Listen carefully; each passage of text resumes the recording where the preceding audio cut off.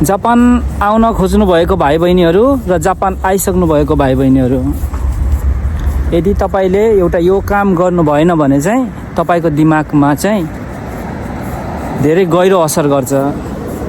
त्यो के हो भने जापानको समाचार भन्ने न्युज च्यानलहरू जो हुनुहुन्छ तिनीहरू सबैलाई अनफलो अनि अनसब्सक्राइब गर्ने। जसमा तपाईले त्यो गर्नुहुन्न तपाई पिसमा बस्न सक्नुहुन्न, तपाईको दिमाग शान्त हुँदैन।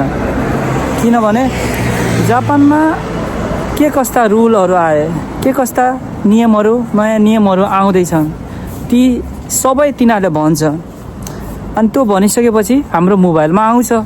हाम्रो मोबाइलमा आएपछि हामी हेर्छौँ अनि हामी डिप्रेस भन्छौँ।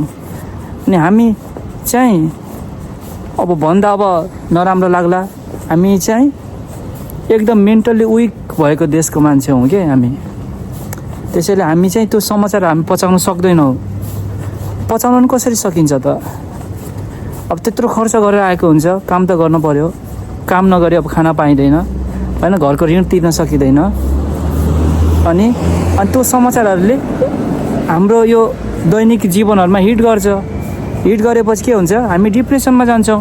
हामी डिप्रेसनमा गएपछि के हुन्छ, दिमाग त अब के सोच्छ के सोच्छ। अनि नराम्रो काम गर्नको लागि पनि, आफ्नो ज्यान फाल्नको लागि पनि हामी तयार हुन्छौँ। त्यस कारणले गर्दा जापानमा तपाईँ यदि चिलमा बस्न चाहनुहुन्छ भने, शान्त मुद्रामा बस्न चाहनुहुन्छ भने एउटा गर्नुपर्ने काम भनेको चाहिँ सम्पूर्ण न्युज च्यानलहरूलाई जसले तपाईँलाई डिप्रेसनमा लान्छ त्यो सबै न्युज च्यानलहरू अनफलो गर्ने अनि बस्ने, चिलमा बस्ने, स्कुल जाने, पढ्ने, काम नजाने, आउने, पढ्ने, बरु रमाइलो कुराहरू हेर्ने, साथीभाइहरूसँग रमाइलो कुराहरू गर्ने, तर न्युज च्यानल चाहिँ नहेर्ने। तपाईँ जापानको न्युज च्यानल सुन्नुभयो भने चाहिँ तपाईँ सिधै डिप्रेसनमा जानुहुन्छ। त्यस कारणले न्युजबाट चाहिँ टाढा बस्नुहोस्। किनभने इङ्ग्लिसमा भनेको छ no news is good news भनेको छ।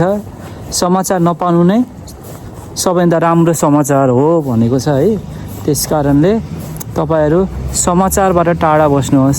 किनभने यो जापानमा हामीले सम्पूर्ण समाचार बुझेर नै काम छैन।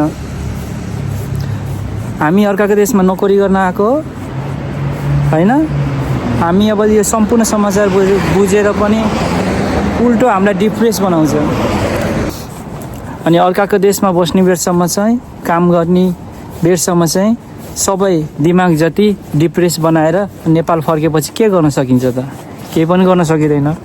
जे हुन्छ देखा जाएगा। चिल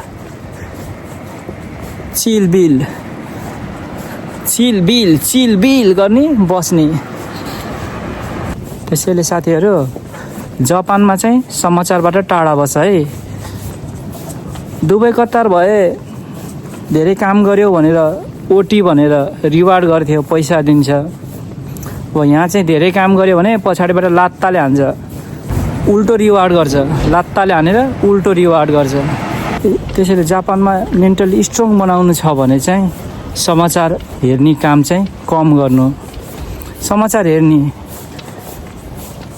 4 वर्षपछि बल्ल हेर्ने। जापानी स्कुल सकेपछि प्लस सेनमन सकिसकेपछि जब तपाईँ वर्किङ लाग्नुहुन्छ त्यसपछि बल्ल समाचार हेर्ने। त्यसपछि त अब जति समाचार हेरे पनि त तपाईँ अब एउटा भिजामा स्ट्रङ बनिसक्नु भएको हुन्छ होइन। त्यसपछि चाहिँ केही फरक पर्दैन। तर नयाँ आउने बेलामा चाहिँ समाचारहरू धेरै नहेर्नु होला है। त्यसले तपाईँको दिमागमा डाइरेक्ट हिट गर्छ। मैले चाहिँ धेरै न्युज हेर्दिनँ। म न्युज धेरै हेऱ्यो भने म डिप्रेसनमा जान्छु। त्यसैले मैले चाहिँ यो बानी छोडिसकेको छु।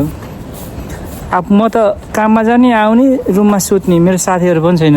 त्यस कारणले गर्दा तपाईँहरूलाई यो मेरो एक्सपिरियन्स सेयर गरेको।